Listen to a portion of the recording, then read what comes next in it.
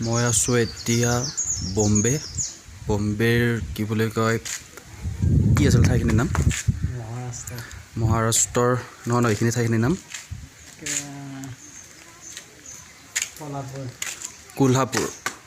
কোলহাপুৰ ইমান ধুনীয়া ঠাইবিলাক চাবলৈ চাওকচোন।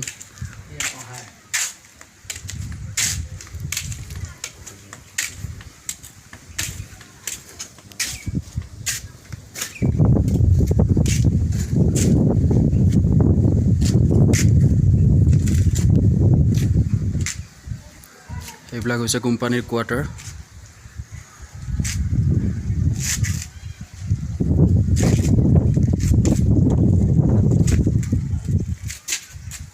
পাছেদি আহি থকা যে গৈছিল সেই পাহাৰখনৰ ওপৰত দি যাব লাগিব ওচৰত পাহাৰৰ ওচৰতে বন্ধু আহি